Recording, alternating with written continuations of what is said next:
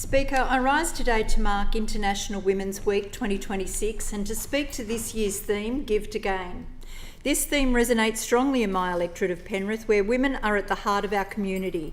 In Penrith, women are running small businesses along our high street and in their homes, leading teams in major employers, volunteering in schools and sporting clubs, and holding families together through work that is too often unpaid and unrecognised. When these women are supported, when they are given opportunity, security and respect, the entire community gains.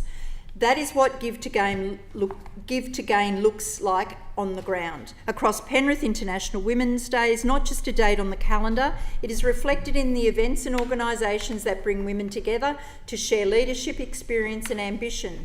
Community gatherings such as Zonta Dinner, where we heard the inspirational story of Mijan Tahiri, founder of CEO of Uniting Circle Multicultural Community Centre in Penrith. It is an organisation committed to cultivating a welcoming and inclusive environment that embraces culturally and linguistically diverse communities, as well as Torres Strait and Aboriginal Islander communities, with the mission of establishing a vibrant space for individuals to connect, share resources and participate in impactful educational programs and social services.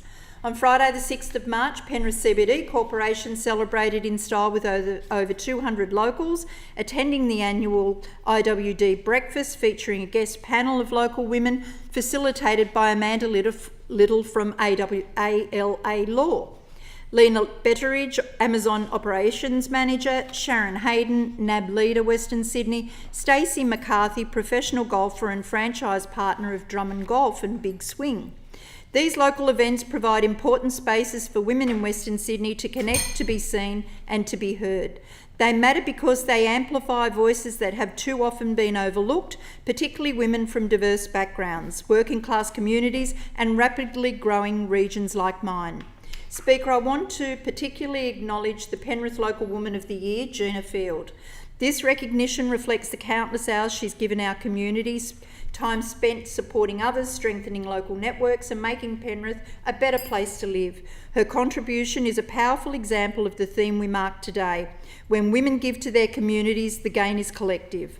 Leadership in Penrith also takes many forms. It can be seen in women leading major operations in logistics and manufacturing across Western Sydney. It can be seen in women driving financial inclusion and employment growth. It can be seen in women excelling in sport and entrepreneurship, challenging archaic assumptions about where women belong. These women are not only succeeding in their own right, they are creating pathways for young women and girls in Penrith to imagine broader futures for themselves. But Speaker, while we celebrate these achievements, we must also acknowledge the challenges that women in communities like Penrith continue to face. Women in Western Sydney are more likely to experience insecure work, longer commutes and barriers to affordable childcare. They're more likely to juggle paid employment with caring responsibilities and more likely to feel the pressure of cost of living increases. These realities make the pursuit of equality deeply local and deeply practical.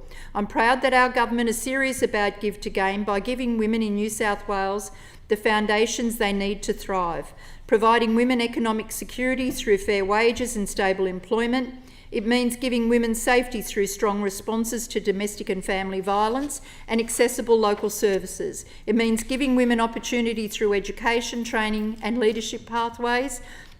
Speaker, equality is not a favour. It is not a special interest, it is an investment. When women in Penrith are supported to participate fully in workforce, our local community grows. When women are safe, families are stronger. Where women lead, our community benefits from better decision making and more inclusive outcomes. As the member for Penrith, I'm proud of the women in my electorate, women who give every day, often without recognition, and who make our community stronger through their leadership, compassion and resilience. We as parliamentarians have a responsibility to ensure their contribution is matched by policy, by action and by genuine commitment. International Women's Day is both a celebration and a challenge. So let us recommit to giving women in Penrith and across New South Wales the opportunity, safety and respect they deserve. Because when we give women the chance to succeed, the gains are felt not just by women but by entire communities. And that is something that I will always stand for.